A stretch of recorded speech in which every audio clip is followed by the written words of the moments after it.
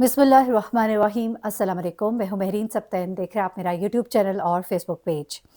नाज़रीन, ये वाक़या लाहौर में पेश आया, जहां एक नाले पर एक खूबसूरत लड़की की लाश तैर रही थी। लोगों ने जैसे ही ये बॉडी देखी, फ़ौरन ही पुलिस को इन्फॉर्म किया। पुलिस वहां पर पहुंची, बॉडी को रिकवर किया गया और मालूम होता है कि ये नौजवान लड़की जो है, ये इसका नाम महरोश है और ये एक टिकटॉकर भी है। सिर्फ यही नहीं बल्कि अलमिया ये भी था कि इस नौजवान लड़की की एक मासूम सी बेटी भी है। अब ये वाक़या क्या है? ये वाक़या मैं अपने इस चैनल पर इसलिए भी शेयर कर रही हूँ। हमारी बहनें, हमारी बच्चियाँ, हमारी बेटियाँ टिकटॉक के ऊपर बहुत ज़्यादा आजकल वीडियोज़ बनाती हैं, वीडियोज़ शेयर करती हैं, लेकिन उन्हें नहीं मालूम होता कि टिकटॉक की दुनिया एक फ़ेक दुनिया है। एक ऐसी दुनिया है जिसमें आपके सामने जो शख्स जिस तरह से नज़र आ रहा है, वो उस तरह से नहीं है। ये नौजवान लड़के लड़कियाँ घरों से निकलते हैं, लोगों की गाड़ियों के आगे खड़े होकर वीडियोज़ बनाते हैं, कभी किसी से इजाज़त लेके उनकी गाड़ी में बैठकर भी वीडियो बना लेते हैं, कभी किसी रेस्टोरेंट में जाके सिर्फ एक कोक की बोतल मंगाते हैं, लेकिन शो ऐसे करते हैं जैसे पूरा मेन्यू मंगा छोड़ा। और न जाने क्या कुछ इस दुनिया में होता है, आपकी सोच से बाहर है। कितने एक तो फिल्टर्स ही लगा दिए जाते हैं कि जब पहली मुलाकात होती है तो इंसान शॉक हो जाता है। मेरे घर में एक हाउस हेल्प थी और वो लड़की ने मुझे बताया कि बाजी मेरा भी टिकटॉक अकाउंट है। मैंने कहा अच्छा दिखाओ। उसने जब मुझे दिखाया, आप यकीन करें, मैंने कहा ये तुम हो?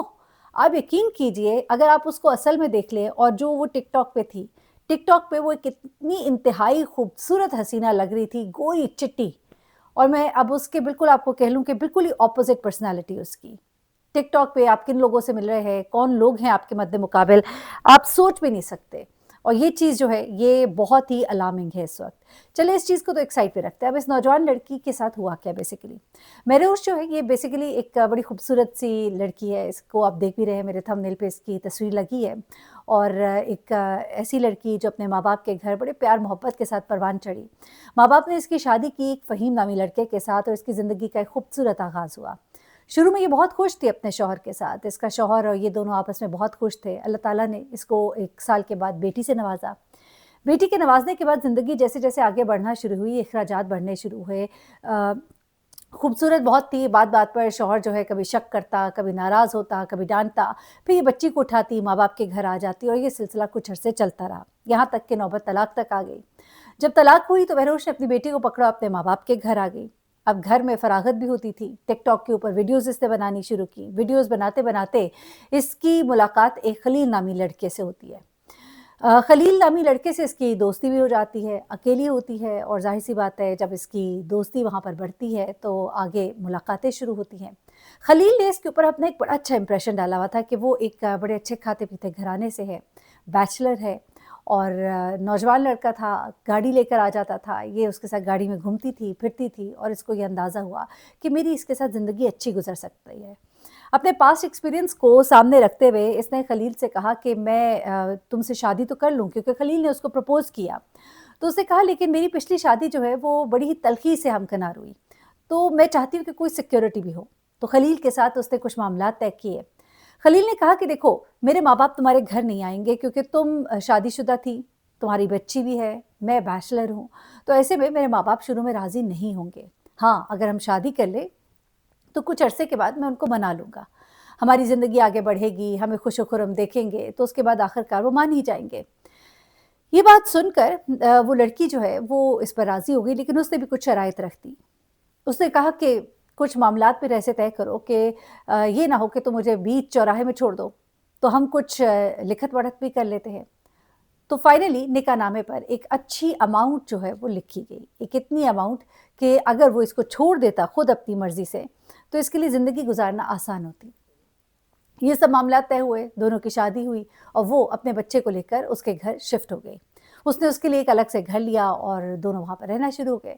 अब उसने चूँकि अपनी बीवी को बताया हुआ था कि मुझे अपने घर जाना होता है, मेरे माँ-बाप को अभी नहीं मालूम है इस शादी का, तो ये मामलात इसी तरह से चलते रहे। लेकिन कई दफ़ा ऐसा होता था कि जब खलील घर पे होता था, तो खलील का फ़ोन बार-बार बजता था, तो फ़ोन उठाकर वो बाहर चला जाता था। उसके बाद कई दफ़ा वो जल्दी से घर से चला जाया करता था। ये चीज़ उसे मशकूक बना देती थी। अब महरोश की नज़रें जो है उसके फ़ोन के ऊपर रहना शुरू हो गई। फ़ोन को लगा होता था लॉक। महरोश ने आखिरकार, आपको पता है बीवियाँ चालाक होती हैं, तेज़ होती हैं, नज़र पड़ ही जाती है और नज़र डाल ही लेती हैं और देख भी लेती हैं और ढूँढ भी लेती हैं और पाताल से निकाल आती हैं जब उनको अगर एक फ़ोन को खोलना होता है। उनकी अगर नीयत होती है तो फिर उन्हें कोई रोक नहीं सकता और यही काम महरोश ने भी किया। महरोश ने अब उसके फ़ोन पर नज़र रखना शुरू हुई और आखिरकार उसके पासवर्ड तक वो पहुँच गई। एक दिन जब उसका शौहर सो रहा था, उसी के घर था, उसने उसका फ़ोन आराम से उठाया और फ़ोन का पासवर्ड खोला। तो अंदर कोई चीज़ उसको ख़ास नज़र नहीं आई। वो लड़का भी बड़ा होशियार था, उसने सबको डिलीट किया होता था, लेकिन कुछ चीज़ें उसे थोड़ी-सी मशकूक लगी। एक नंबर से बार-बार कॉल तवातर से, अब वो उस नंबर को भी देख ही रही थी कि खलील उठ गया। तो उसे खलील को वो फ़ोन वापस कर दिया, वहाँ पे रख दिया। उसने कहा, "क्या कर रही हो?" तो उसने कहा, "वैसे उठाया था।" उसे शो नहीं किया कि उसके पास पासवर्ड है। अगले दिन जब उसने ट्राई किया तो पासवर्ड चेंज हुआ हुआ था। तब उसे दोबारा से नज़र रखना शुरू कर दी। अब फाइनली क्या होता है एक दिन कि खलील अपना फ़ोन अंदर रख के, कमरे में रख के बाथरूम में गया होता है, नहाने गया होता है। अब वो फ़ोन उठा लेती है क्योंकि फ़ोन बज रहा होता है बड़ी देर से। जब वो फ़ोन उठाती है तो दूसरी तरफ एक औरत होती है। वो उससे पूछती है, "आप कौन?" वो उससे कहती है, "तुम कौन?" ये कहती है कि मैं खलील की बीवी। वो कहती है, "ऐसा कैसे हो सकता है? मैं हूँ खलील की बीवी।" और फिर दोनों तरफ ही यकीनन बम गिरते हैं। दोनों के सर पे बम फटता है। दोनों एक दूसरे के साथ तल्ख़ कलामी करती हैं और उसके बाद खलील जब बाहर आता है तो वो खलील के साथ खूब लड़ती है। खलील कहता है, "ये तुमने क्या किया?" और फ़ौरन ही कपड़े बदल के वहाँ चला जाता है। कई दिन घर नहीं आता, ये फ़ोन बार-बार करती है, दोनों की खूब लड़ाई होती है। अब दूसरे घर में हंगामा खड़ा हो जाता है क्योंकि वो तो घर की बहू होती है, ससुराल वालों की पसंद की होती है। अब चूँकि खलील के इस औरत से बच्चे भी नहीं, तो इसके ऊपर अब दबाव बढ़ना शुरू हो जाता है कि उस औरत को छोड़ दो। महरोश जो है वो अलग परेशान है, लेकिन खलील जो है अब उसने अपने घरवालों को भी देखना है, अपनी बीवी को भी देखना है, वो बीवी जिससे इसके बच्चे भी हैं। अब खलील जो है वो इसको छोड़ भी नहीं सकता क्योंकि उसको मालूम है कि छोड़ने की सूरत में मेरे ऊपर बड़ी उफ़ताद है। इतनी ख़तीर रक़म मैं कहाँ से अदा करूँगा? आखिरकार खलील एक रास्ता ढूँढता है। खलील रात गए घर आता है, महरोश को कहता है कि चलो छोड़ो सब बातें भूलो, राज़ी हो जाते हैं। दोस्ती सुलह करके खाना उसके लिए कुछ लेकर आया होता है, साथ शरबत लाया होता है, वो शरबत पीती है, बेहोश होती है, वो उसको मारता है, मारने के बाद उसको नहर में जाके फेंक आता है। उसके मुताबिक उसने बड़ा आसान काम किया और उसके बाद वो अपने घर वापस चला जाता है। हाँ, साथ में वो उसकी कंप्लेन भी करा देता है। अच्छा, अब क्या होता है जनाब कि 2 दिन के बाद नहर के ऊपर तैरती हुई, आपको मालूम ही है, बॉडीज़ इस तरह ऊपर आ जाती हैं। लोग उसे थाने में रिपोर्ट करते हैं और उसके बाद वो बॉडी जो है उसको जब जाँच पड़ताल की जाती है तो वो महरोश नामी खातून की निकलती है। उसके शौहर को बुलाया जाता है और उसके बाद जब छानबीन की जाती है, आपको पता ही है कि जब पुलिस पूछना चाहती है और जानना चाहती है, तो फिर सब पता लग जाता है। जब उन्हें पता लगता है खलील की 2 शादियाँ हैं, जब उन्हें पता लगता है आखिरी दिन खलील जो अपनी बीवी से कहता है मैं मिला ही नहीं था, लेकिन फिर जब चेक किया जाता है कॉल डाटा रिकॉर्ड राब्ते में था। फिर जब जियो फेंसिंग से पता लगता है कि उसकी लोकेशन लास्ट क्या थी, तो पता लगता है कि वो वहीं पर था जहाँ पर कि उसकी बीवी थी। जिस दिन की मौत डिक्लेयर है, यानी कि जब पता लगता है कि बॉडी को इतने दिन हो गए हैं मरे हुए, ख़त्म हुए हुए, ये बॉडी इतने दिन पुरानी है ये लाश, तो उतने दिन पहले खलील उसके साथ उसके घर में दोनों फ़ोन की लोकेशन एक ही जगह मौजूद होती है और आखिरकार खलील जो है वो पकड़ा जाता है। ना खलील इधर का रहता है, ना खलील उधर का रहता है।